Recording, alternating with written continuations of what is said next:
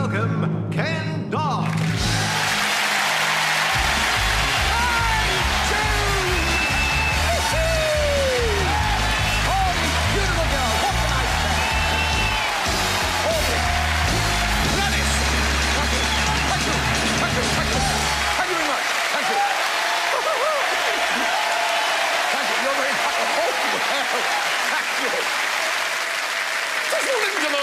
Gentlemen, my Lord Mayor, Lady Mayoress.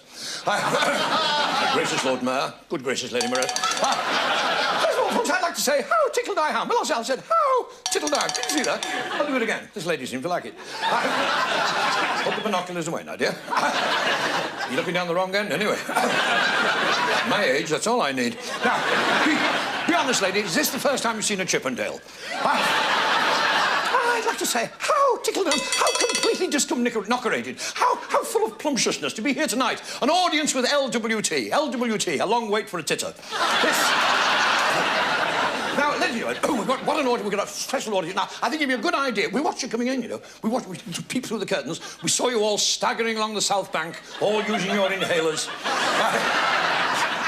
Elastic stockings flapping in the breeze. And I stand here now on this stage and look, can you imagine what's going through my mind? What a challenge.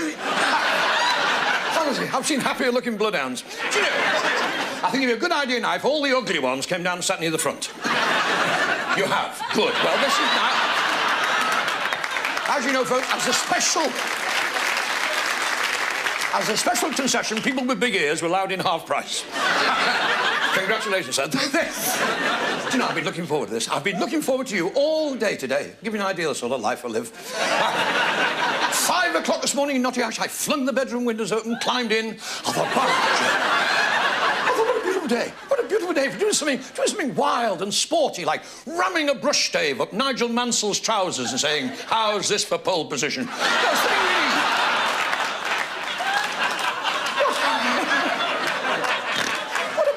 For taking all your clothes off, strapping your legs around the back of your neck and shouting, how's this for an oven-ready turkey? Ready when you are, Bernard Matthews. This. What a beautiful day for going up to a kilted Scotsman standing over a puddle and saying, I see it's a full moon again, Jock. This. Just to think we're all going to spend the next 7.5 hours listening to stuff. Hey? Oh, yes, we are. Oh, yes, we are. Oh, yes, we are, missus. You said you could do it and you wrote in. You see, time, ladies and gentlemen, time, it doesn't matter. It doesn't matter to me. This is the way I look at it. Time matters not one jot. Let's all say that together. Time matters not one jot. Time matters not one jot. I'll ask you again in about 6 hours' time. There's one thing about my shows, folks. You always go home in the daylight. And I've got to tell you, this studio's all been completely computerised. Oh, yes, we've all gone digital. Yes, all your statistics and personal details are noted on this computer. When you came in through the security... Hang on, I'll just get it for you. This... when you come in this evening, you walk through a security screen. Oh, yes, you've had... Did you feel a tingle as you came in, Mrs... It should have gone right through to your corsets. You did. Well, come and see me after the show. Just make sure you're properly earthed. Here are all the computer statistics of our audience here at LWT. In the audience, some of there, we've got 7 bricklayers, 6 carpet fitters, 2 taxi drivers, and a double glazing salesman. There he is over there talking to himself.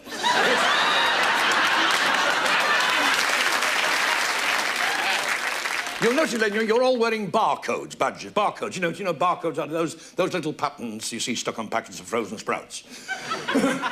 Yes. This. I'm sorry I looked at you then, Samantha. Now, what does your barcode tell me about you, sir? You, the gentleman there. You, sir, you take a size 10 in hats, you have a bunion on your left big toe, and a cocker spaniel called Eric.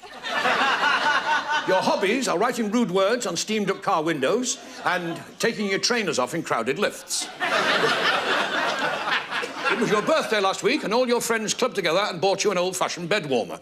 A 68-year-old chorus girl. Are you all in a good mood? Yeah. Good. Now, ladies and gentlemen, right now, I need your support. I need the loyal oath. Could we have the loyal oath, please? Hands on your hearts, please. Everybody, hands on your hearts. Yes, your own heart, if you don't mind, sir. Everybody now, everybody in the studio, repeat after me. We the audience. We the audience. At LGBT. Solemnly swear. Flipping neck. That we will never, ever, ever. Repeat or reveal. Any of the new jokes Ken Dodd might tell us tonight. Now that's... Now, come on, please.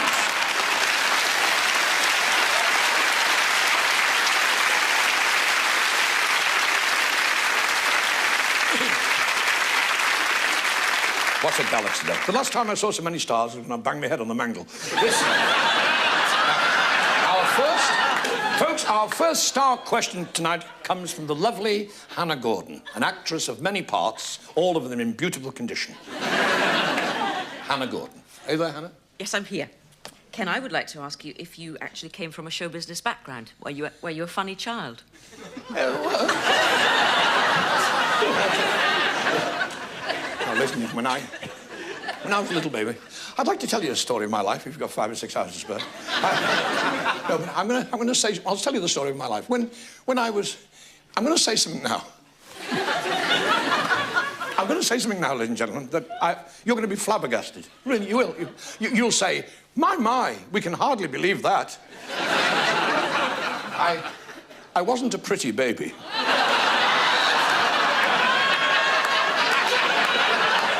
My. Oh, come on, be a bit more convincing, will you? No, I was plain. I was plain. I had embroidered on my bib this way up. I was an ugly baby, very ugly. I was the only baby in the street whose dummy had a 12-inch flange. My father put shutters on my pram. My dad knew I was going to be a comedian. When I was a baby, he said, "Is this a joke?" I was a bottle baby. Then one day I pushed the cork out and escaped. Do you know I could walk when I was 6 months old? My granny opened the front door and said, "Go on, op it." When they took me out of my pram, people used to flock for miles. They thought it was a mobile Punch and Judy show. And that's how I started into show. I came into show business. I was with John Hanson in The Desert Song. I was second hump on the camel. For a while, I was Albert Tatlock's stuntman. At the age of 8, I had my own flea circus until my mother stopped me playing with the lad next door. Then...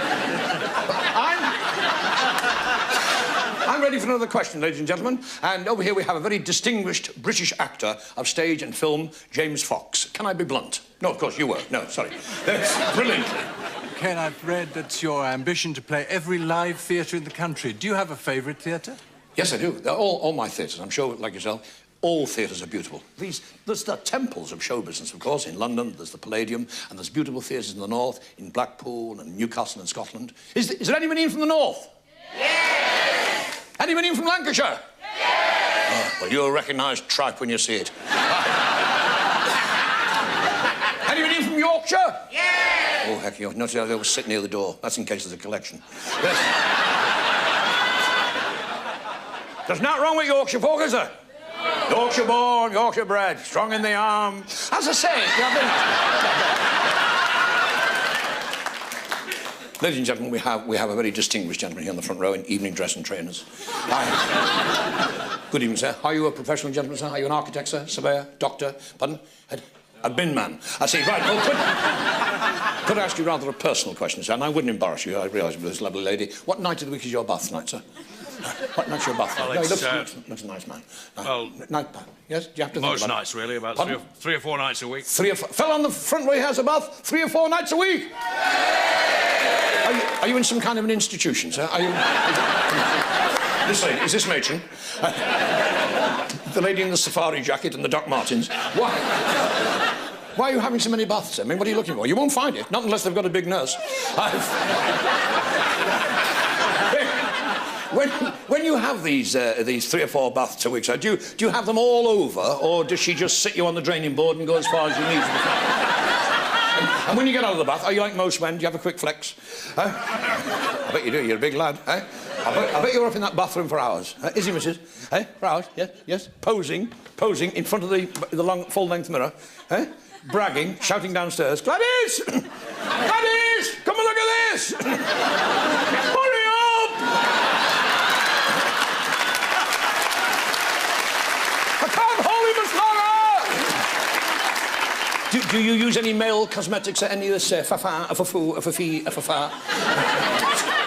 Pledge. Oh, that's good. Oh, pledge. Oh, she's bound to take a shine to you now. Oh, this is an educational show, you know. When you go out of here tonight, you say, well, that's taught me a lesson. Let's have a question from my favourite Frenchman, ladies and gentlemen. All I can say is thank heaven he's English. From hello, Mr. Gordon Kaye.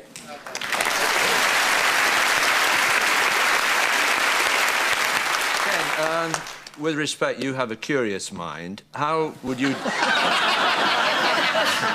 describe your kind of comedy? Well, yeah, that's a good question. Well, optimistic. Yes. Because I am an optimist, and we have lots of optimists in the audience here tonight. They're the ones who book taxis for 11 o'clock.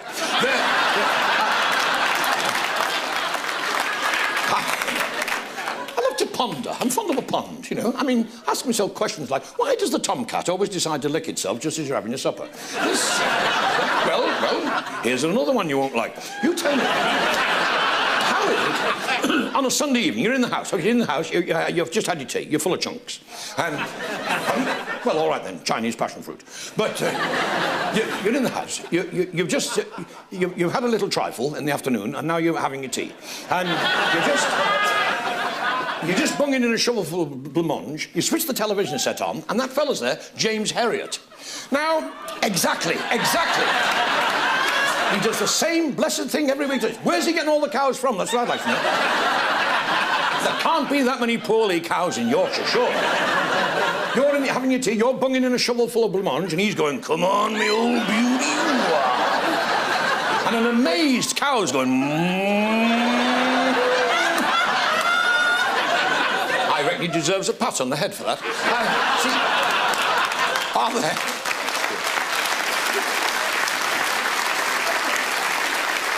Are there any farmers in here tonight? Any farmers in? Yes. I thought so. You can always tell when there's farmers in when they're showing their wives to their seats. They say, come on, there you go, come on.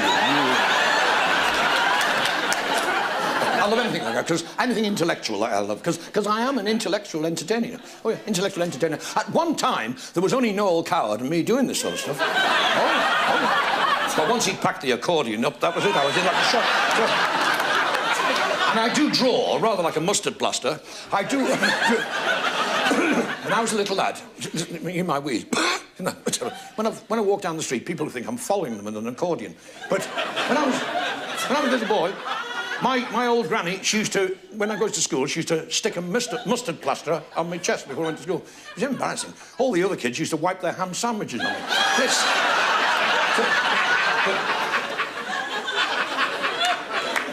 But this is a very intellectual audience here tonight. In here tonight, there's an IQ of about 188. Between them, of course. Hey, I got some marvellous educational news last week. What day? It was Tuesday this week. I came downstairs to get the post, which is a good trick in a bungalow, and I picked it up and I found they've informed me by letter that I've won a prize in the Reader's Digest draw. No. I've nearly won a prize in the Reader's Digest. Not only that, but my name was specially selected from all the other people I see. You're actually looking at a person who's going through to stage 2. And I'm going to America with Hoover. Yes.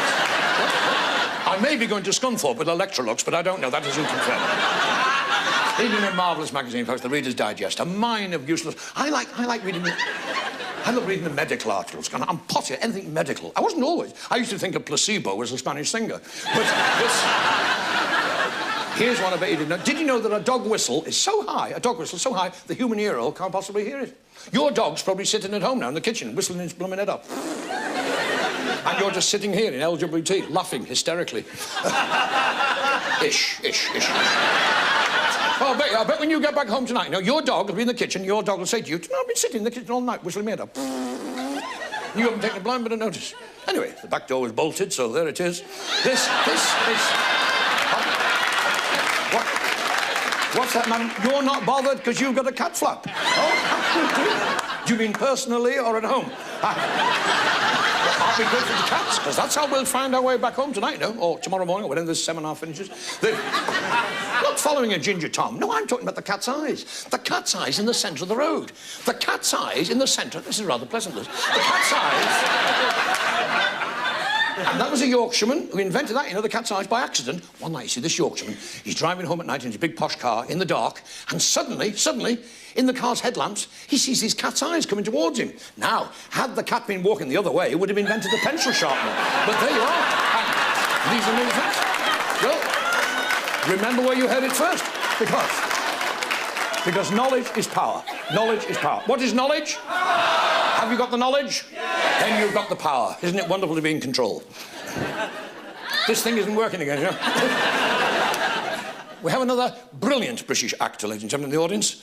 A wonderful man, Mr. Martin Jarvis. He was in the famous film Chariots of Fire. He played a wingnut. But his biggest success of all was in the famous West End play, The Barefoot Contessa, when he played a verruca. This... What's on your mind, Martin, besides libel? Well, talking of plays, Ken, you had success, I believe, when you played Malvolio in Shakespeare's Twelfth Night, and I wonder, have you any further plans to appear in straight plays? Yeah, yes, well, you know what it's like, son. You can't get the plays, can you? They're not writing, are they? No. Where are the great plays still being written, Martin? You know? Well, there you are. Well, we must do it ourselves then, mustn't we? Eh? Why not? Well, why not? Let's write a play tonight, couldn't we? We could write a play between us, couldn't we? We've all the right people. If we put our heads together, we can make a plank. We could... Now, shall I be the hero of the... Because I come from a long line of heroes, you know? Oh, along my Uncle Sidney, he had a military bearing, which he used to juggle and make the kids laugh with. But this... Yes? My Uncle Eustace, he deserted during the military two-step, and my grandfather had a lot to do with the relief of Lady Smith. Yes, as a matter of fact, she invited him back the following night. So... Or shall I be the villain? Shall I do... What do you think, the villain? Yeah. Well, yeah, I could be a villain. I could be a villain. I could sue. I could do some villainous things, you know. At the end of the month, I always go down to the bottom of the garden, wait until the tortoise gets there, then turn it round the other way. I can do some pretty swinish things, you know. When it's pouring with rain, I love to ask policemen the time when they're wearing their bike capes. I close my eyes in the middle of wedding photographs, and when I'm at home, I deliberately leave the seat up. Yes. 10:30 at night, I always get the dog's lead down from behind the door and then don't go out. But... Now, this play is based on the film Futile Attraction. And, you've seen it, Futile Attraction, and there's this woman, she's obsessed by me. Naturally, of course. I am a matinee idol. I do very little in the evenings as well.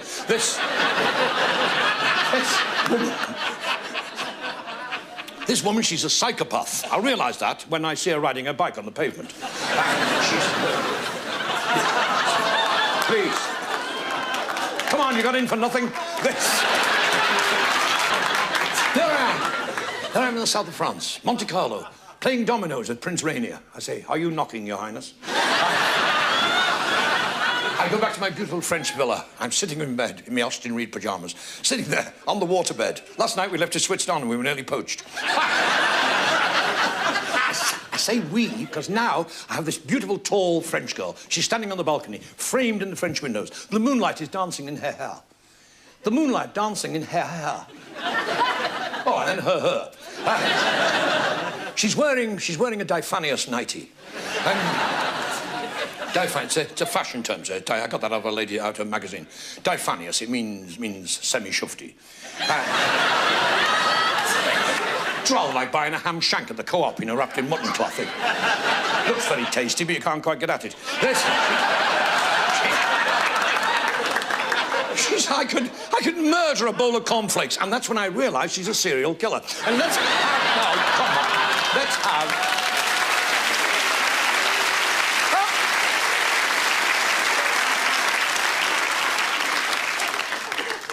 let's have another question, ladies and gentlemen, from one of my favourite glamour girls tonight, ladies and gentlemen, Molly Sugden.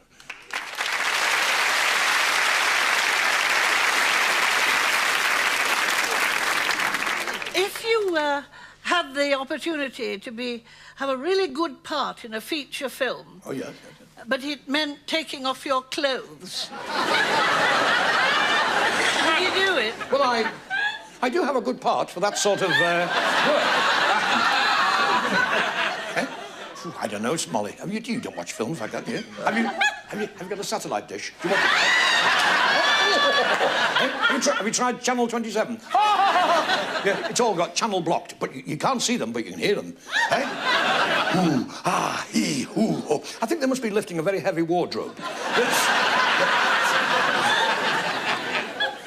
I saw one of those continental sexy films the other night. It was a Swedish film, and this in this film, this couple, this man and this lady, they were wrestling. You know, I think they were wrestling. They were all shiny. I think they'd been rubbing themselves with Trex. And the subtitles, so you can understand the plot. He said, "She said, "More smuggy get out some more get it." Well, whatever. She said, "She said, more much good to go for the go.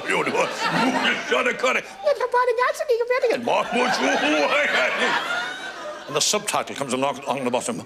Can you smell gas in here?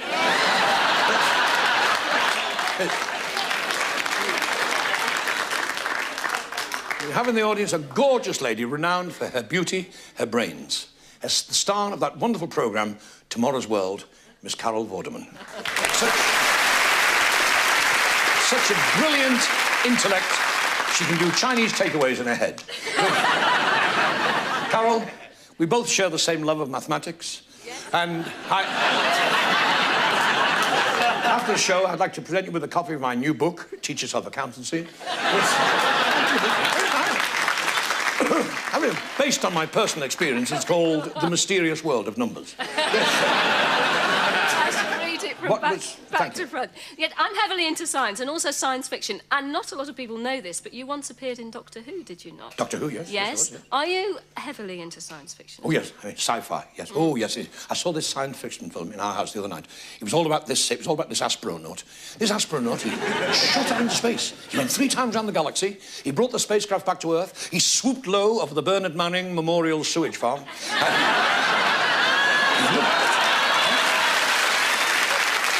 This astronaut, he shot up into space, as I say, and he looked through the porthole window, and he couldn't believe his eyes, because he was 100 years into the future. 100 years in the future, and everything on Earth had changed. There were no roadworks on the M6. Stop it, you go too far. Not on the M6, you won't. Our show this evening, ladies and gentlemen, is graced by the presence of a renowned concert artiste. A star of many platforms, as those you who travel from King's Cross or St Pancras will know. Dame Hilda Brackett. Dame Hilda.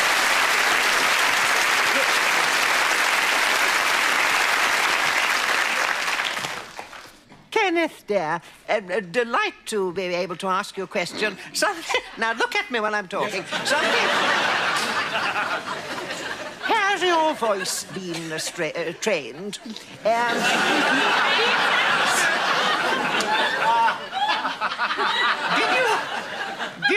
Did you ever nurture a wish to go into grand opera? You do so well, dear. Yeah, thank you, Mr. Timberlake. Well, actually, Timberlake, I have had my voice trained. They put newspapers down for it, and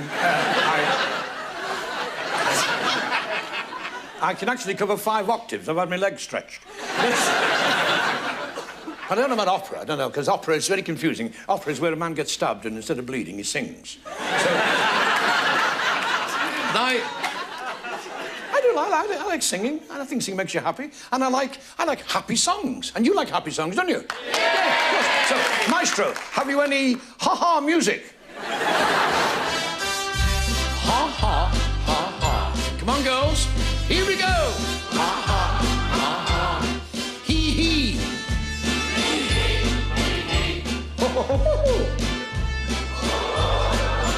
Mrs., are you laughing at something I've said or something he's done? I can't take credit for another lad's work. When I'm calling you,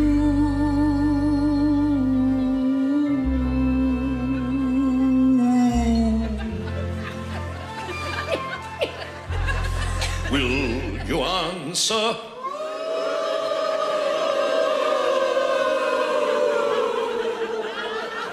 Stop the car. Just one cornetto.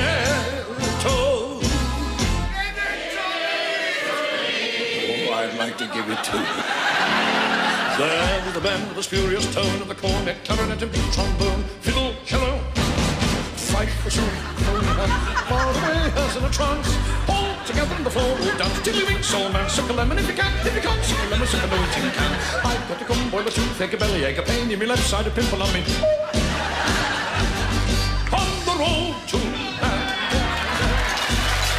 where the frying chip shops pay. That's the wrong way to tickle Mary. That's the wrong way to go. Auntie Mary, have a canary. Please. This is classical music. Oh, la la la la la la la la la. Oh. Idly down. There wasn't no farmer, he had no cow.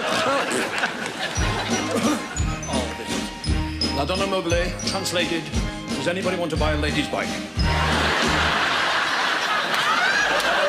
Merlin. Sorry, I thought you'd stalled. Sorry. Have you got a set of jump leads on you, sir? You have, but you're using them.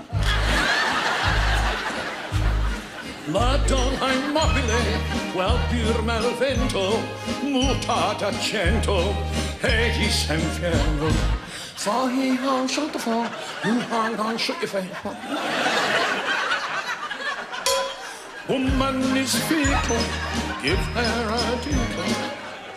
Hold her waist tightly, do it twice nightly. Spaghetti bolognese for me, and I'll have cannelloni too. Vincerò, vincerò, vincerò.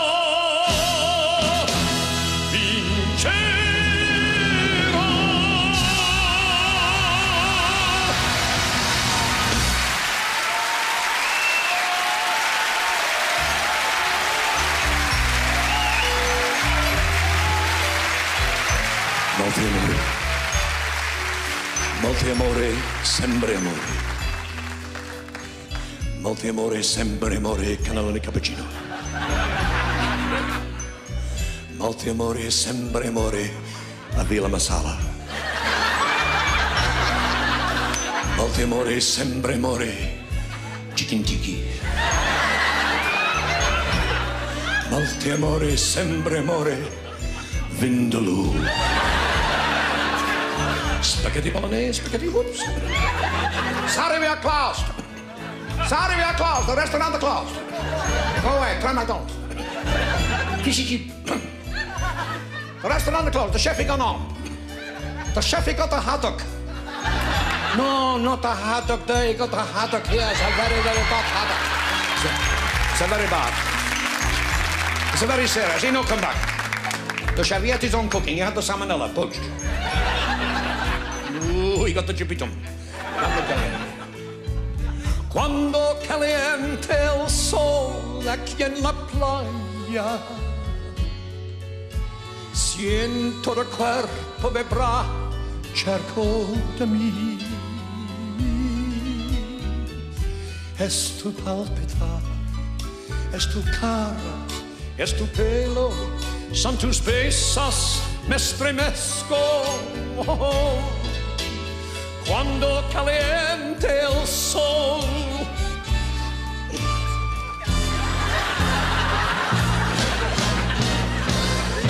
Love me with all of your heart, that's all I want to love. Love me with all of your heart, or not at all. Just promise me this, that you will give me all your kisses every winter, every summer, every fall. When we are far apart, or when you're near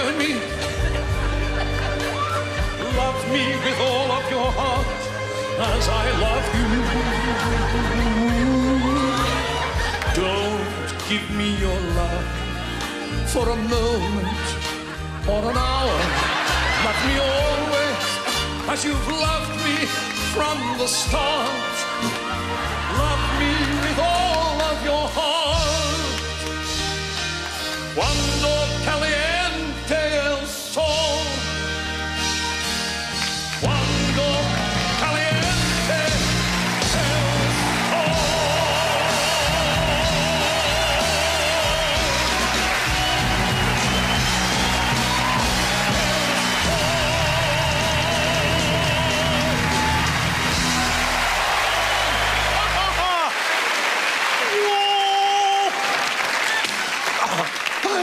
There's a wonderful atmosphere in here tonight, just like a clinic. This, friends, because I feel I can call you friends now, not for much longer. Friends, tonight's Ticklemas Eve. Tonight's Ticklemas Eve and tomorrow's Ticklemas Day. I've had them especially re-fluffed for you tonight. Oh, Gladys, you're going to get it. Ticklemas Eve. This is why I'm wearing my hurry-furry coat. Genuine moggy skin, this, ladies. Moggy skin, pussycats. Took 28 moggies to make this. All Toms.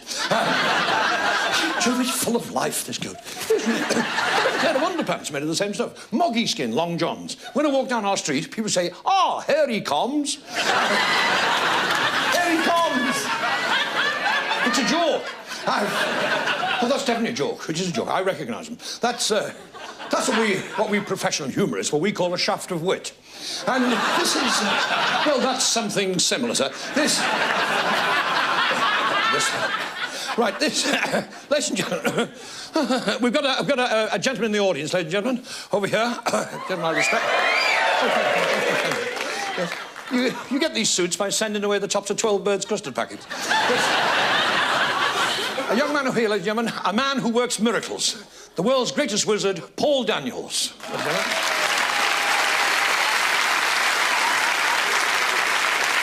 Paul Daniels. A magician who is so small, the rabbit keeps dragging him back into the hat. Yes. Paul Daniels, he's working very hard now on his most spectacular and difficult illusion, how to make David Copperfield disappear. Yes. Paul, amaze me with your question. What's that old basket doing on the stage? I'm trying to get laughs.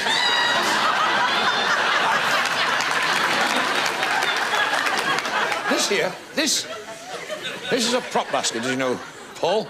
You were probably born in one of these, a much smaller one, of course. This, I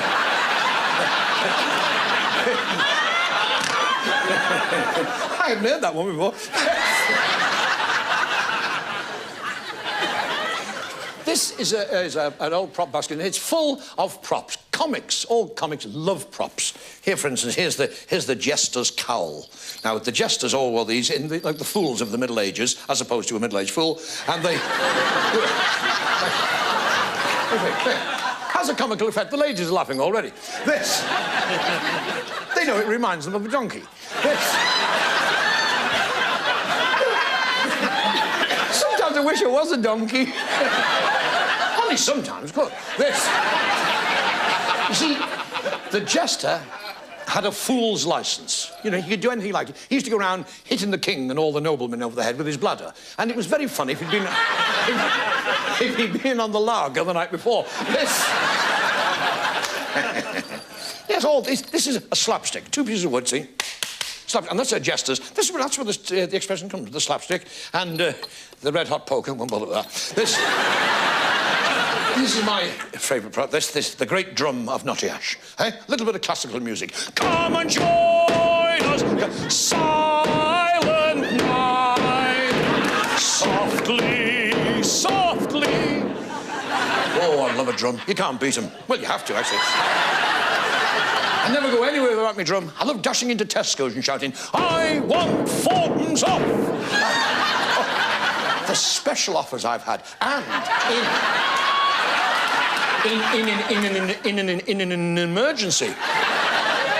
I mean, supposing, for instance, you, ladies and gentlemen, you were in a strange hotel in London. I know we've found one. And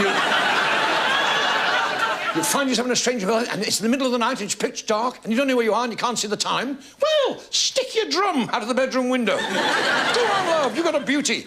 Bung your drum out and go. Somebody always shouts, who the hell's playing a drum at 3:30 in the morning? So, we have a very glamorous young lady here on the front line. A gorgeous girl who you can definitely count on. Well, up to 2 anyway. This Miss Samantha Fox is here. Hello. Ask me anything you like. OK, well, I will. Don't worry. My question's rather personal, really. I'd like to know where your tickle stick idea comes from, to be honest. Tickling stick? Well, Samantha, yes. A lot of people think, you know, the tickling stick is a sex symbol, but I think it's a fallacy. And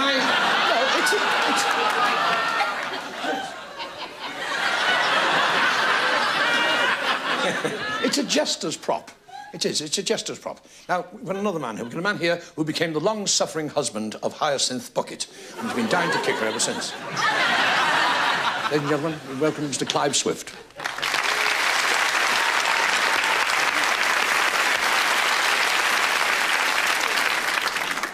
Ken, you are known as the Professor of Ticklology. And you've studied the psychology of humour. So please, could you tell me, because I've been wanting to know all my life... Yes? What is a laugh? What is a laugh? Well, a laugh, well, anatomically speaking, a laugh starts here in the middle of your diagram. It works its way up past through your clack and out through your titter valve. It's very like an attack of wind, actually, but it's... A laugh is a noise that comes out of a hole in your face. Anywhere else, you're in dead trouble. But people laugh at all sorts of things. Some ladies laugh at little things. It's a pity, really, but there you are. But for thousands of years, philosophers and psychologists, they've all tried to find the secret spring of laughter. Aristotle said that the nub of laughter was a buckled mill wheel. That is to say, life out of true. All the great philosophers, Schopenhauer, Kant, Bergson, Freud said that the essence of the comic was the conservation of psychic energy. But then again, Freud never played second house Friday night at Glasgow Empire. This,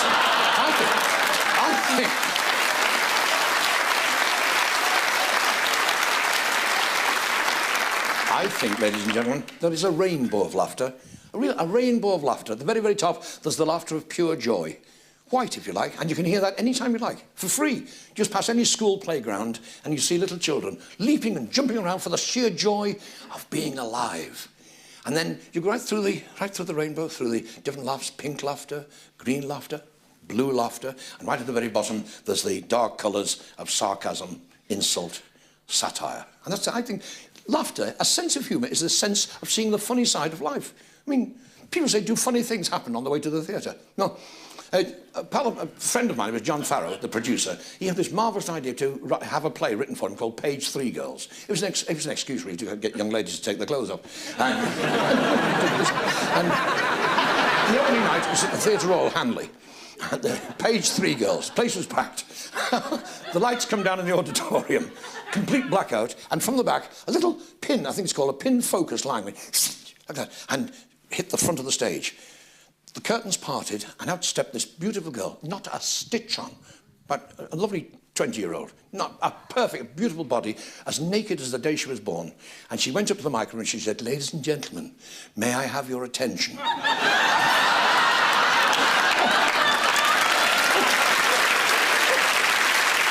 We've got a man over here, ladies and gentlemen. We've got a wonderful man over here who looks like Father Christmas with an attitude. It's Warren Mitchell.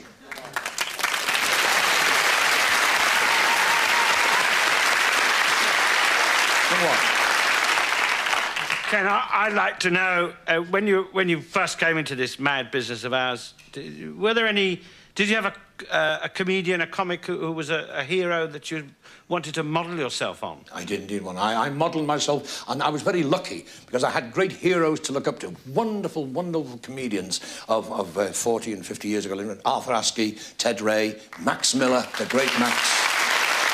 Yeah, blimey.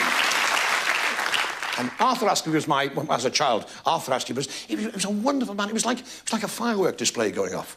He had so much energy, and the greatest stand-up comic of them all was Ted Ray. What a wonderful man. He's had such charm, sophistication. I think the most lovable of all our great drolls must have been Rob Wilton, when he said, the day war broke out, the wife said to me, she said, why are you wearing that ridiculous uniform? He said, well, I'm guarding the White Cliffs of Dover in case we get invaded. She said, what, you? Oh, no, he said, there's 5 or 6 of us. He said, why are you wearing that ridiculous Home Guard uniform? He said, I've told you, he said, in case Hitler invades the White Cliffs of Dover. She said, well, how will you know it's him? You said you're working in case Hitler invades. How will you know it's Hitler? Well, he said, I've got a tongue in my head, haven't I? And that is great comedy, Thank you. People say, where are all the new comedians going to come from? Well, I'm going to introduce you now to a great new comic star from Merseyside. He's over here, ladies and gentlemen, Mr. Mickey Finn. Wonderful.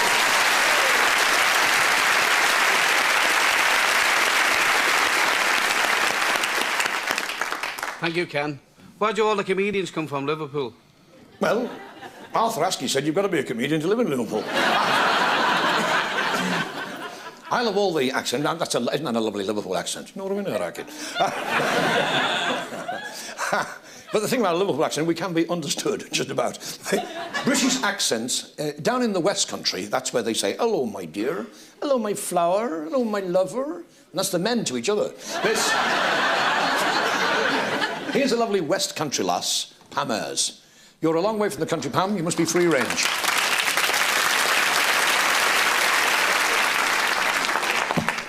Ken, I've often heard that if you tell a joke in the form of a poem or a verse, it works better as a poem.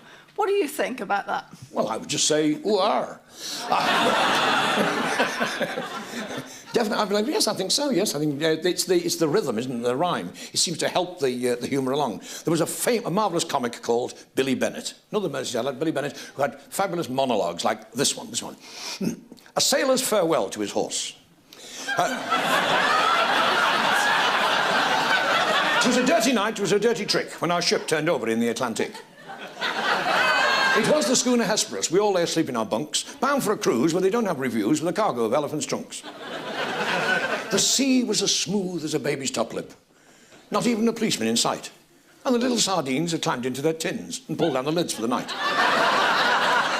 Said, old Boatswain Brown, the ship's going down, and I'm sure that we'll never reach Blighty. It's women and children first, cried the mate. So I put on the old woman's nightie.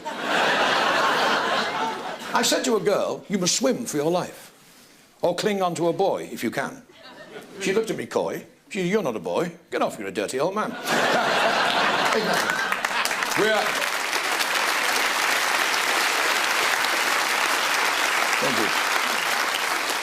you. In the audience, we're very lucky to have one of our best comedy talents, the lovely Josie Lawrence. Josie, what's your line, anyway? In these days of sexual equality, there's still more male comedians than female comedians. Now, would you agree that women can be as funny as men? As funny? I know some very funny women.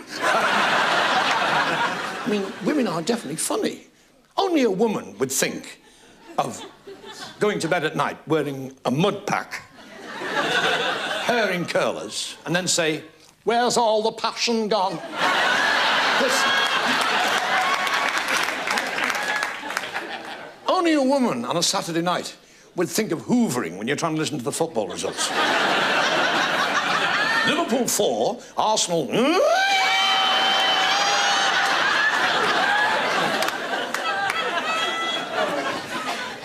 I see over here, ladies and gentlemen, my dear friend, my dear old friend. I don't know whether I can coax him into asking a question because he's so modest and shy and humble. Mr. Frank Carson.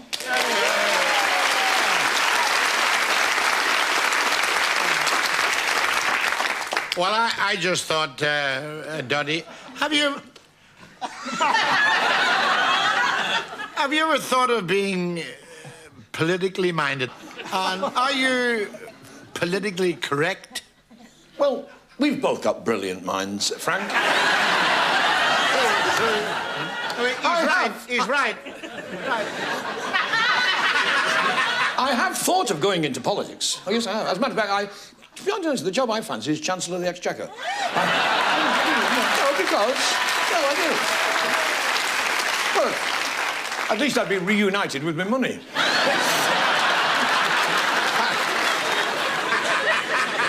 But Frank, I refuse to tell ethnic jokes. This fellow went into a pet shop in Liverpool last week and he said, "Have you got any of them there Portuguese guys? Now listen, have you any of got him and those little green and yellow fellas?" He was from West Liverpool. The pet shop owner said, yeah, he said, "We got some budgies." He said, how much are the little beggars? How much you want them? He said, "they're £10. He said, £10. He said, £10. He said, "That's what I said, £10. He said, "How many you got?" He said, "I've got 100. Right, he said, "I'll take the lot." So he put £1,000 on the counter. He said, "Put them in an old cardboard box with some holes in," he said, "and I'll take them back." Now, when he got home, he'd had this beautiful waistcoat made. Oh, Frank, you're beautifully turned out. But this, it's lovely. It was on cotton moquette. It started here on the shoulders and went right down to his ankles. And it was, you've seen Joseph and his Technicolor. Well, it was nicer than that. And all the way down, they had these pockets. There was 2 pockets here, 2 pockets, 2 pockets, 2 pockets, 2 pockets. And he put a little budgie in every pocket, you see?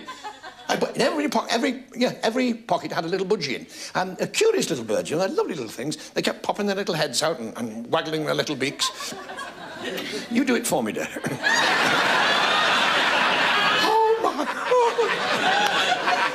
He got on the train at Liverpool and went down to London. Got off at Euston, walked all the way to the post office tower, climbed to the top and jumped off.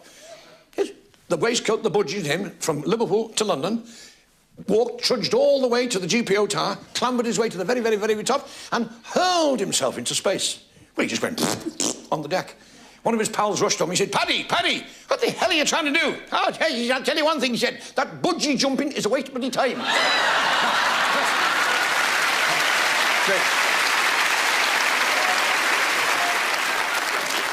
Over here, we have Scotland's answer to Les Patterson. Rab C. Nesbitt.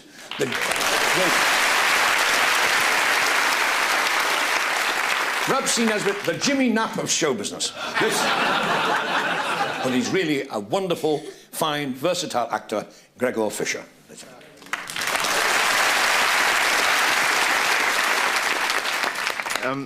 The question I'd like to ask you is about playing all different theatres up and down the length and breadth of the land. You've played in theatres in the south and the north and even the far north. You mentioned Glasgow Empire. Do people laugh at different things depending on where you are in the country? Oh, yes. Even further north than that, Gregor. I've been to the Shetlands. I found a little theatre called the Garrison Theatre up there. I went up to the Shetlands. I've got what they call a giggle map of Great Britain. And if you look at a map of Great Britain, you see it's a wonderful country now. This giggle of Britain, this septic isle set in a silver sea. It is, and everybody's sense of humour different. You can tell a joke in Edinburgh and they won't laugh in London. They can't hear it. No, you can't. No, please, no. All beautiful seaside resorts we go to with palm trees and people playing kazoos in grass skirts. Where have we been like that? Oh, Widnes. Yes, this is Widnes, the only town in Britain where they grow brown daffodils. Sail up the coast of Britain past Southport, and if you're ever thinking of going to Southport, come and see me first, because I know a man who knows his way to the sea.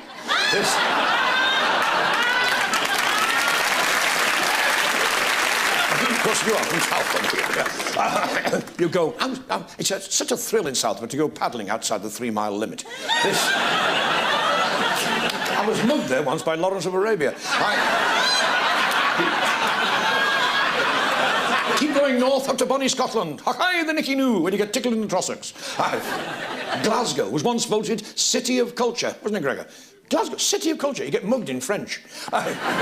Seafood, Jimmy. What a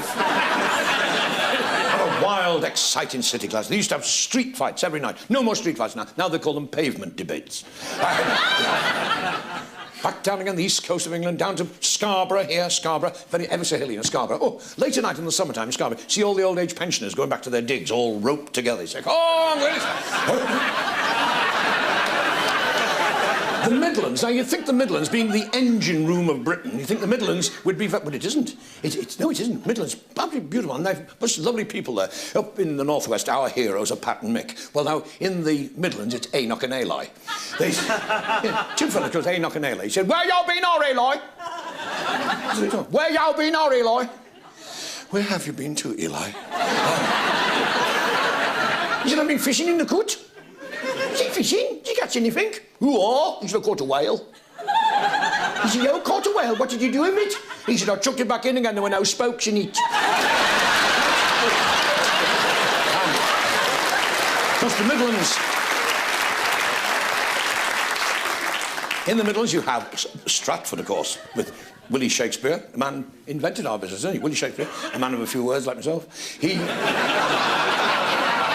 married to Anne Hathaway. She was the first Avon lady. Now, but in those days, I mean, not Stratford now, it's all ashtrays and egg timers, but in those days, Stratford's all little wooden houses with thatched roofs. They had an awful lot of fires. Luckily, most of the men were heavy drinkers. And all Britain... Every place in Britain has a story to tell. I mean, places like Harrow, for instance. Harrow. Now, Harrow is named after a Japanese word of greeting. Harrow. And then, of course, there's our capital, London. London. Wasn't always the capital, you know. Wasn't always the capital. At one time, Britain was divided into two parts. I'm talking about BC, before Coronation Street. Up north, we had, that was ours, we Lancashire, we were the Roundheads and the Squareheads. And down south, they had the Cavaliers. They're the ones with the velvet knickerbockers and the lace ruffs and the long wavy hair right down to their waist. Their patron saint was St. Francis Assisi. Well, up north, we were governed by King Dick of Wigan. Yes, Buckingham Palace in those days was in Plank Lane in Lee. King Dick of Wigan, he was the pretender to the throne. He used to go around saying, I'm not really the king. I just like waving. He was arrested. Now, matters came to a head at the Battle of Watford Gap, behind the service area. Imagine the tactics. The Cavaliers, velvet knickerbockers, they'd been hiding on the roof of the Little Chef for 3 days. Trying to get served. So, me going to battle with 2 bottles, not me, I'm wash and go. The air was filled with the sound of whistling and ricocheting black puddings, and then the Yorkshire Squareheads used the ultimate weapon, the mushy pea bomb. There's always a terrible fallout. When they transferred the match to Stamford Bridge, and then on, where they drew 3-0, and then on to the Battle of Hastings. And we all know the picture there, the Battle of Hastings, clash of sword upon sword, King Harold sitting bravely on his white charger, an arrow stuck in his eye. All his courtiers gathered round him saying, keep blinking, H, it'll work its way out.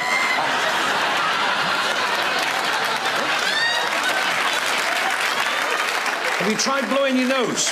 Yes.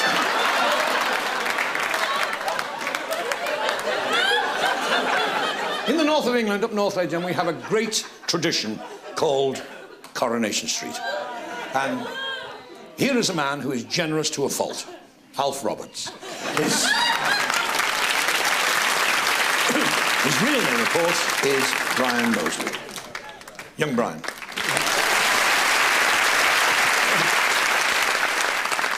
I have a question. Yes. Every week, as you know, I've got to learn a brand new script. That's what it's called. Now you know thousands of jokes. How do you remember them? Well, I used...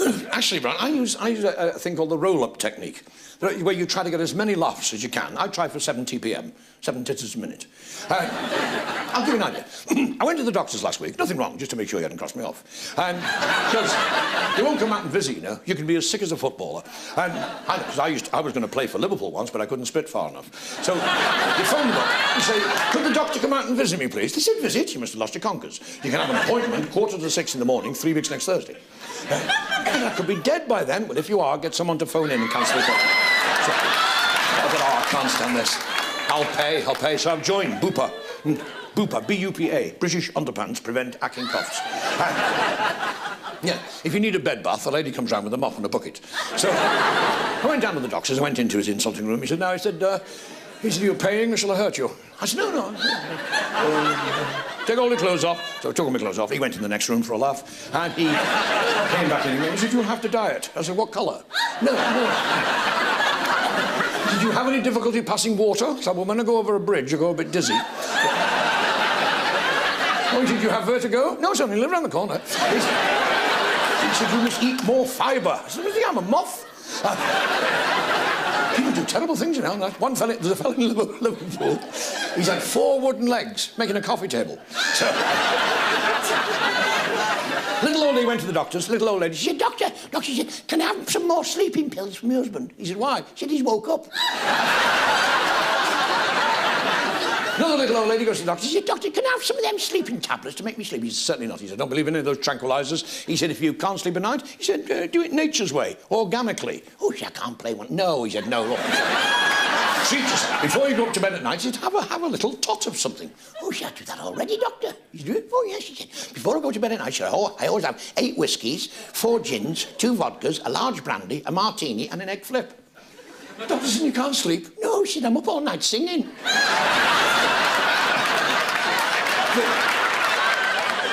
My dear little diddy friend, David Hamilton, is here, ladies and gentlemen. Over here.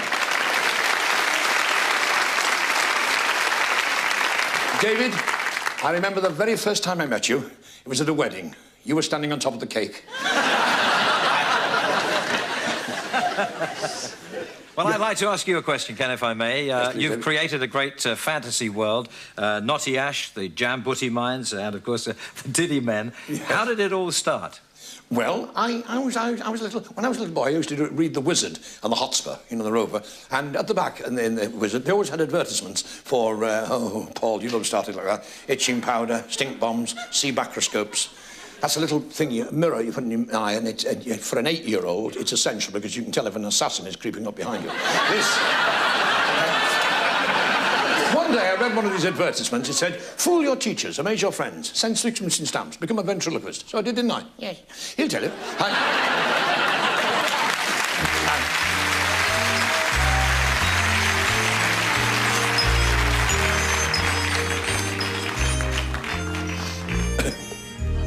Stop it.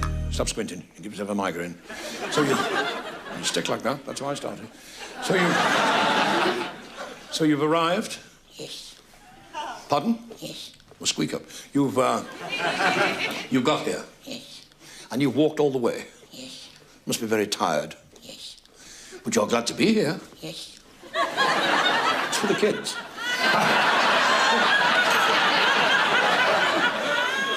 Can't you say anything else but yes? Yes.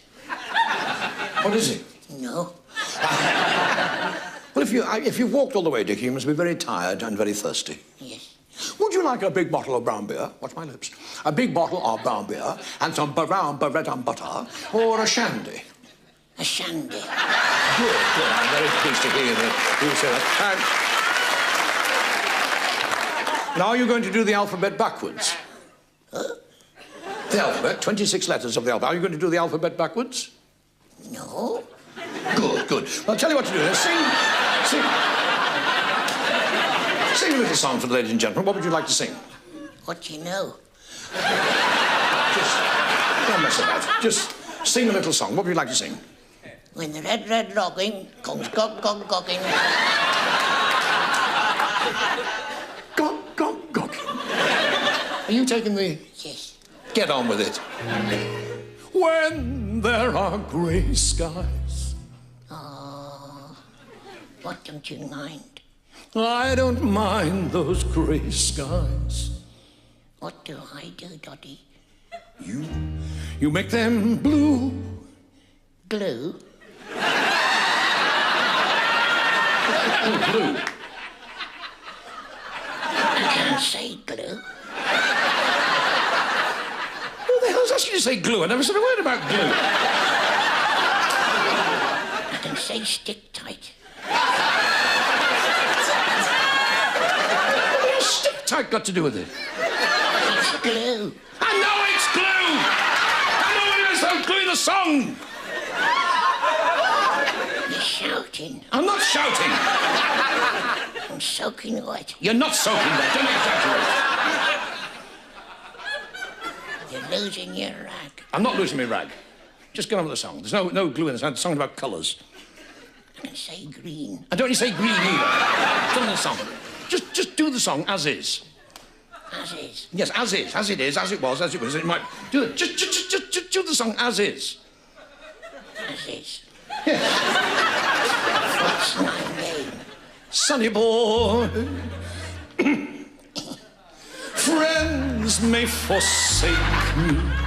Ooh. What can they do, Glue? Let them all forsake me. Who've you got in the end? I still have you. What is my name, Aziz? Sonny boy.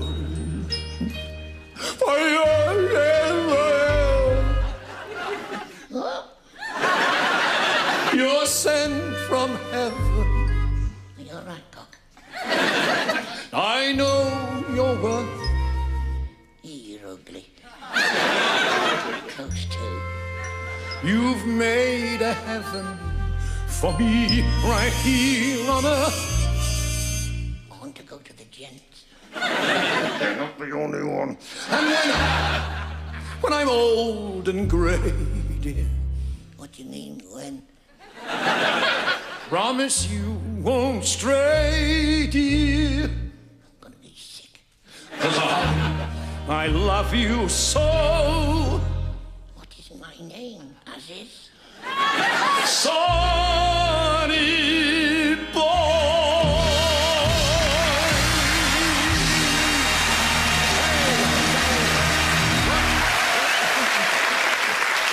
It's me, Mrs. Omar Sharif. Oh, Sharif, why not? I've often been mistaken for his camel. Oh, tonight is romantic night, isn't it, girls? Yes. Okay, someone's on a promise. All over Britain tonight, romantic, frisky ladies, just like you'll all be sitting up in bed tonight and saying, Harry. Harry. All right, then, Charlie. So, are you very romantic, Mrs.? Yes, I can tell you have very dreamy eyes. I should go on shandies now if I were you. I think of it. Our next questioner, ladies and gentlemen, is a young lady who's so full of energy. She's a wonderful advertisement for long life batteries. She's here at the front, Miss Sue Pollard. Oh,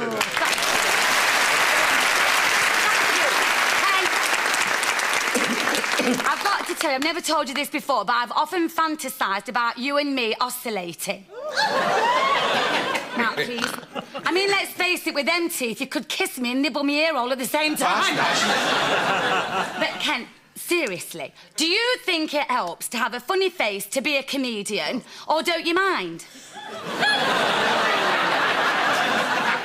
Well, actually, Sue, I can tell you that I'm a sex symbol for women who don't care. When you're a Casanova like me, you have to keep yourself in shape. Have you seen me in Baywatch? I wouldn't mind. I do all the exercises every morning in front of the telly. It's hop down, hop down, hop down, hop down, then the other eyelid. I did 25 minutes running on the spot this morning. Had my braces caught in the banisters. I got all the gymnasium equipment to put the weights thing. I bought one of those rowing machines, but it sank. So I went to the doctors for a checkup, and the doctors told me, he said, I've got to pack up the sumo wrestling, and it seems I've got nappy rash. Picture now, in your mind's eye, picture, nothing rude, just picture the human body now, naked and unashamed. How is it all the best bits don't have any bones in? There are 37 bones in the human neck, more if you're eating kippers. Over 285 bones in the human body, enough to last the average dog a fortnight. As the Irishman said when he saw his X-ray photograph, he said, yes, I don't remember eating all those bones. I think men's legs have a terrible lonely life, don't you? Men's legs, standing in your trousers in the dark all day. Just an occasional flash of sunlight.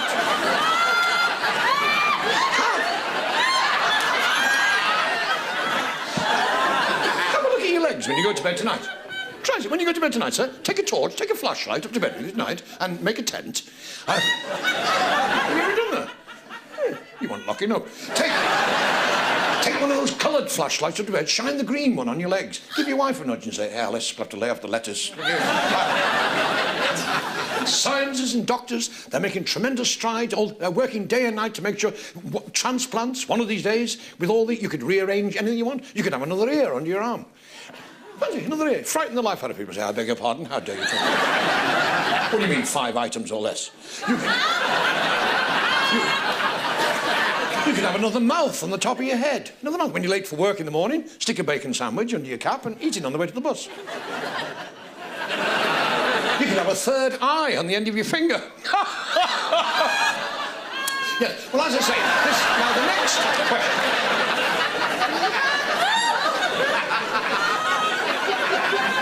Next question comes from every lady's favourite husband, provided she's not married to him. From Coronation Street, it's Peter Baldwin. Okay. Young Peter. Young, thank you. I'm curious. You may not believe it, but I visit health shops quite a lot. Yeah? You don't believe it? Yeah, no, I do believe it. No. Well, in those health shops, they sell such things as natural remedies and herbal potions. Yes. Have you ever tried such things? Oh, yes, it's gone down. And how is it, when you go into these health shops, they always smell as though they've got Shergar in the back, don't they? Different alternative remedies, yes. I once went into aromatherapy. Have you heard about aromatherapy? It's based on, smells, pongs, chats, nifs, woosters. And aromatherapy, it's all based on aromatic oils. And because, the human being, us human beings, we have a very, very highly developed sense of smell. No, not as highly developed as dogs. Dogs have a very, very... You wouldn't think so, some of the things they sniff, but they do. How would it be if we had the same highly sensitive smell as dogs? A lady would stand at the front door, 5:30 at night, and say, hello, your dad's just got off the bus. Different aromatherapy, different aromatic oils have a very romantic effect. Now, rosemary, for instance, rosemary is good for a headache. Well, she always had one when I tried, anyway. Sandalwood, very good for corns and bunions. Castor oil, very good for athletics. Half a bottle of that, you don't need starting blocks. My Auntie Nellie, she went on this evening primrose oil, oil of evening primrose. Took it for a year. She got eaten by a caterpillar.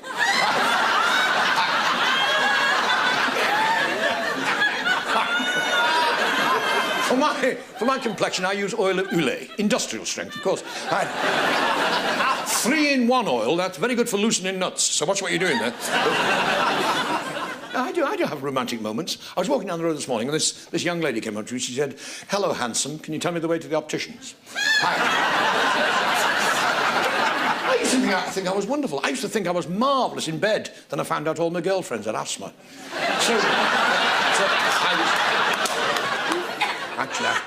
I was so worried at one time, I thought I'd consult Dr. Ruth. And, have you seen her, Dr. Ruth? She looks like a little prune. She looks like... She talks like Sigmund Freud and looks like Clement Freud. I went round to Dr. Ruth's office, and what a woman. There she was, professional to the last, drawing moustaches on Pirelli calendars. And she said... Come inside, she said, come inside. Where have you left your motorbike? Is it 500 cc? Is it 3? It doesn't matter. Size is not important. Talk to me. She said, I want to hear every mucky little detail of your grubby little mind. She said, tell me first, do you know the difference between men and women? I said, of course they're women. They're the ones with the squeaky voices who dance backwards. And keep asking for money.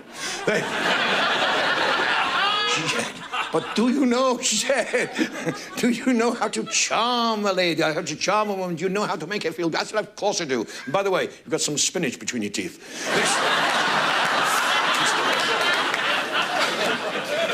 Are you a considerate partner at home? I said, I always lift my feet up when she's hoovering. She said, do you know what an erogenous zone is? I said, I know you can't park there after 6 o'clock. Have you ever tried an aphrodisiac? I said, I went out with a Norwegian girl once. She said, do you believe in safe sex? I said, I've got a handrail round the bed. I always try to keep one foot on the ground. Look. She said, what about your libido? I said, I'm going to swap it for a Sierra. It's no good. I said, it's no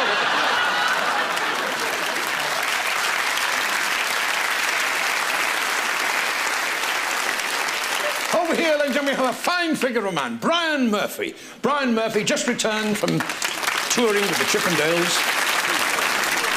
He was on the back row till the lads on the front row complained. Well, kept knocking their hats off. Brian, your question, please. Yes, in the league table of great lovers... Yes, yes. You and I have played the game and scored hundreds of times. Of course. So, where do you think the British male... Does he come out on top, or where does he stand, or lie? Well, I think British men, if we have a fault, and I doubt it, it is... Oh, come on, now, you wouldn't swap us, girls. You wouldn't fancy one of those continental Romeos, would you, ladies? You would not, you wouldn't. What? It's too far to go with the spare parts, for one thing. I mean, fancy being married to a Frenchman, a froggy. They're often Frenchmen are always, you better look the other way. So this would turn nasty. How can I put it so it won't frighten the ladies? Frenchmen are always... You couldn't stand that, missus. You'd be hiding in the gas cupboard all day. Sort of shock you, ladies, because I know this. You really want to be shocked at it. I can do it. I can do this alternative comedy. Pfft, I was doing alternative comedy when I was 4 years old. My mother said, pull your trousers up. Not all that funny. I don't mind alternative comics, as long as they don't start telling jokes. Did you know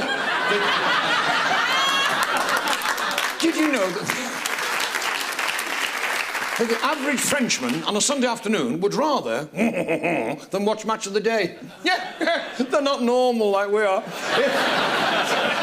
If we were in France now, none of these fellas would be in here tonight. They'd all be out. If they had any sense, I'd be with them. Probably holding coats, but I'd be there. Now it looks like we're stuck with them forever because we've got the Channel Tunnel. What a marvellous achievement, ladies and gentlemen. The Channel, for years, this big thing's been boring. Well, a bit like myself, actually. On the English Channel. And then, it was about a year ago, the final breakthrough, did you see on television? That was history being made. You suddenly saw it happen before your eyes. A little 4-inch hole appeared in the Channel Tunnel wall, and for the very first time in history, an Englishman reached through and throttled a Frenchman. And they were we'd opened it as fast as they were digging it their side, our lads were filling it in this side. They eat snails in France. It takes them 3 hours to get to the bathroom. Did you know, missus, that if a snail was to crawl up your leg, it would be 3 weeks before you went, You see those French cars? Look like sheds on wheels. When you press the horn, it goes... We don't need all these continental cars. I mean, the Volvo, the Swedish car. A lot of people say the Volvo is a bit too heavy. Mostly people who've been run over by one. Seen the Irish cars? 4 steering wheels, 1 for each passenger. Hello there! Get yourself a British mini metro. 85 miles per gallon. More if there's 2 pedalling. And ladies, you wouldn't fancy one of those handsome Italians with the black wavy hair, would you, ladies? Oh,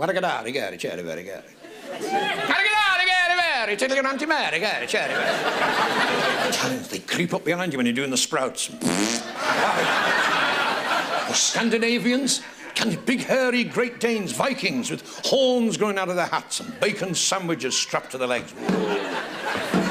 Roaming all round Britain, offering housewives free rashers. No, I've no idea what days round them. My sister, she was engaged to an Eskimo, but she broke it off. In Germany, all the hymns are hers. And got a funny look, Germans are always tiling bathrooms. Krauting, they call it. And in Russia, everything ends in off, so you've no chance. Let's serenade the girls with a continental song. Take me to your heart again. Let's make a start again. Forgiving and forgetting. Take me to your heart. Do you know that's the one word that terrifies men? Again. That's the one word that frightens the life out of a man. Again.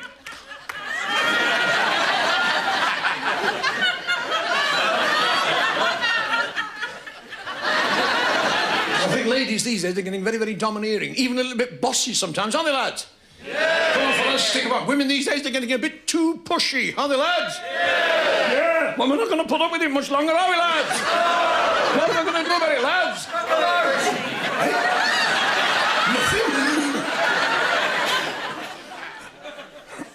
As long as we know what the battle plan is. All over Britain, all over Britain, all over Britain at night, men, big men, strong men, are lying alone in bed, trembling with fear under the duvet.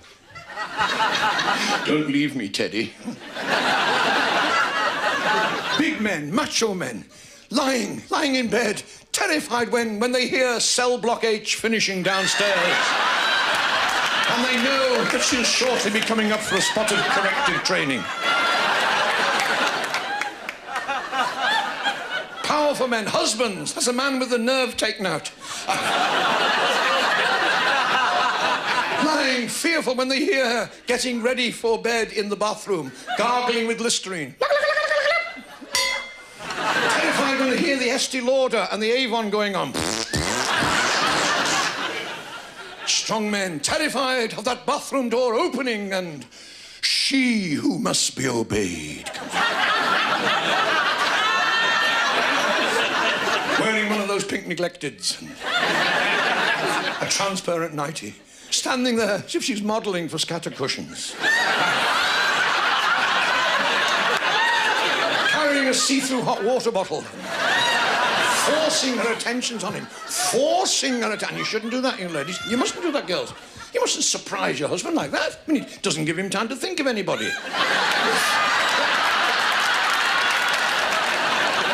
You see, love and romance is different all over the world. In France, when a lady's having a romantic interlude, she looks up and she says, "Oh, sacre bleu.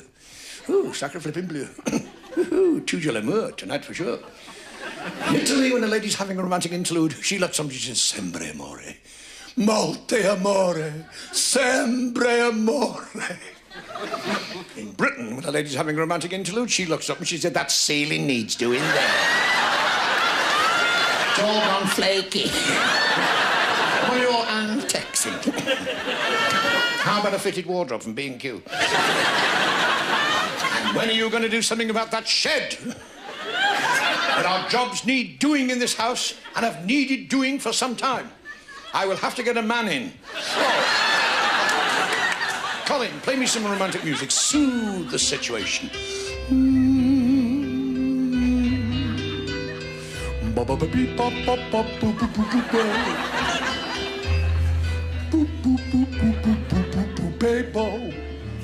I don't know this one, it's very nice, isn't it? Transport us to a land of beautiful love songs. Who will ever remember Ivan Novello's "I've Caught My Lilacs in the Spring Again"? Beautiful romantic ballads that can set men's pulses racing. I can't get over a girl like you, so get up and make the tea yourself. There are tears on my pillow. The rest of the bed seems all right. Finding a new comic talent, ladies and gentlemen, is like finding a diamond. And this lad, he comes straight from Ratner's. This...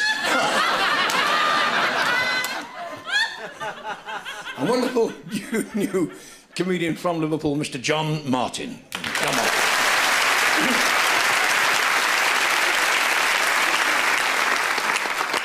Ken, I'd like to ask a question. I've seen you work so many times, and you seem to bridge the generation gap with laughter. Mm-hmm. What do you really think of the young generation?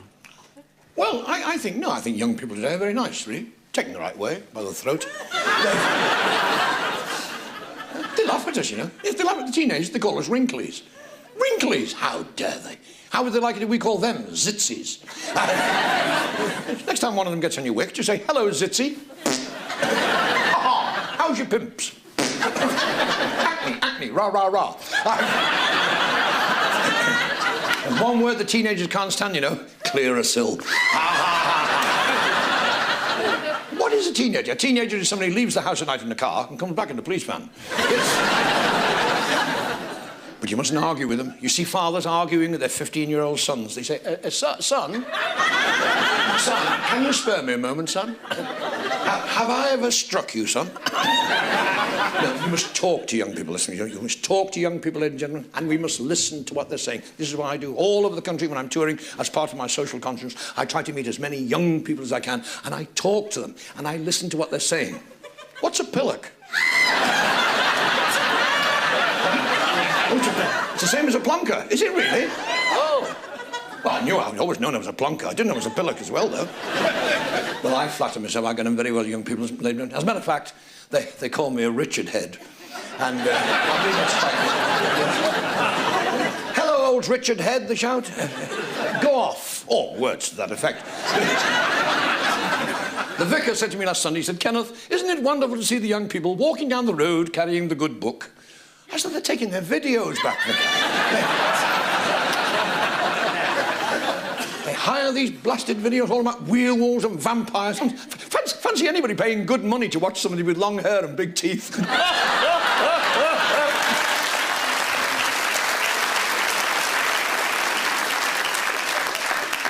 Sitting over here, ladies and gentlemen, I can see the absolutely beautiful Jane Horrocks from Absolutely Fabulous.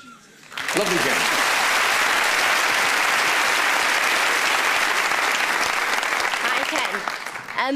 How do you manage to keep topical with your jokes? I mean, do you use the newspapers? Do I use the newspapers? We're pretty primitive up north, but not that. That was my job, cut him into little squares. There's always plenty of new jokes, Jane. People say, where the new... There are as many new jokes every day as there are people doing daft things. And we all do daft things, don't we? Yeah. Just keep your eyes open and your ears open, and you'll hear... I mean, a news item, for instance, a news item tonight. Jeremy Paxman was bitten by a dog on his way to the studio tonight. But after being given injections and treatment for shock, the dog was allowed to go home. The ones I like best in the newspapers are the advertisement columns. You know, for sale, vaulting pole, slightly imperfect, would suit enthusiastic midget. For sale, 300 copies of Playboy magazine and assorted sex toys. Would exchange for Zimmer frame and orthopedic bed. Personal column. Short, squat, ugly, bald-headed pensioner wishes to meet tall, wealthy, beautiful blonde with a view to a warm, passionate relationship. Sense of humour essential. Personal column. Arthur, I think of you every night as I lie waiting for your touch. P.S. I'm on the other side of the bed. Your wife, Doris. This is what happens there. How does a man know when he's growing old? Comes on you all of a sudden, you know. It's all right for you, ladies. A man has to realise he's growing old. Little things tell him. Do you mind, please? A man's life is like a long journey. And during his lifetime, a man has to travel so many weary miles, down lanes, crossing plains, climbing mountains and fording rivers. And all the time during his life, a man is searching. Oh, he's searching for the truth. And then one day, everything starts to click. Your neck, your back, your knees, and you fall out of bed in the morning, you sound like a maraca band. And your wife's in the bathroom going, cha, cha, cha, cha, cha, cha. You get no sympathy when you're not well. You're not going to be off work, are you? A man has to realise he's not as young as he used to was.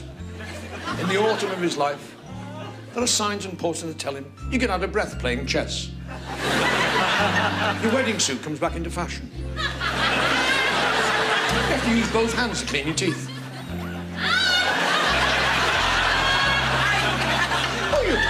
Oh, you still chase after girls, but you can't remember why. And your wife doesn't mind you chasing after girls, because she says, our dog chases after cars and he can't drive. You wake up one morning and find you got a bald-headed son. Your wife makes you wear dark trousers when you go out. You can't walk down the road like that. You can't go like that. Go and stand by the fire for 10 minutes. Go on. Here, I'll use the hairdryer on it. All right. When you do go out, people start helping you onto the bus. When you just got off the blasted thing. Now, ladies never grow old, do you, girls? No.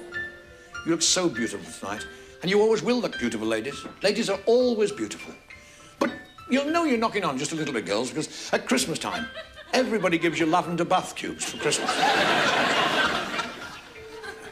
Your family start taking you home early from parties.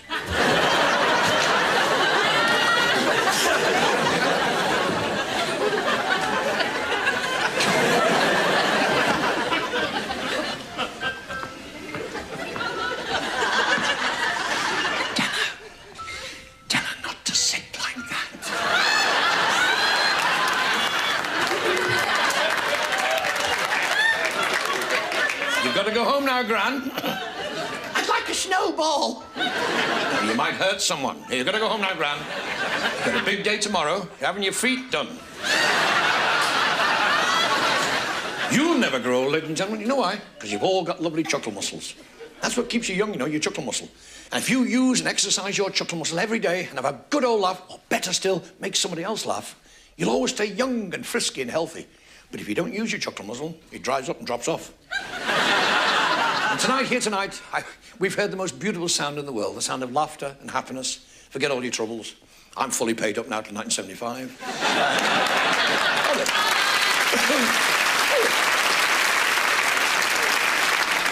You're still right to me. They said they'd keep in touch. I got a Christmas card from him. He said, "'Tis more blessed to give than to receive."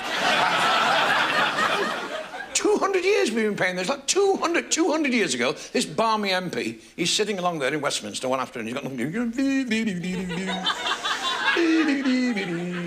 He thinks I know, he said. I know.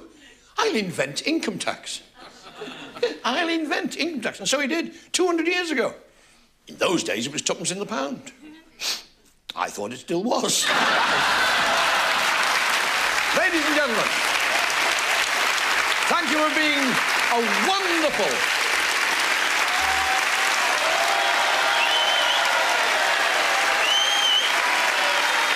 Thank you.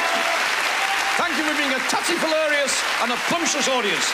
We wish you good health, the time to enjoy it, and lots of happiness! Happiness, happiness, the greatest gift that we possess. I thank the Lord that I've been blessed with more than my share of happiness. Here we go now! To me, this world is a wonderful place. I'm the luckiest human in the human race. I've got no silver and I've got no gold, but I've got happiness in my soul. Happiness to me is ocean tide, a sunset fading on a mountainside, a big old heaven full of stars above, when I'm in the arms of the one I love. Oh, happiness, come on, happiness, the greatest gift that we possess. I thank the Lord that we've been blessed with more than our share of everybody. Happiness, oh, happiness, that's the greatest gift that we possess. I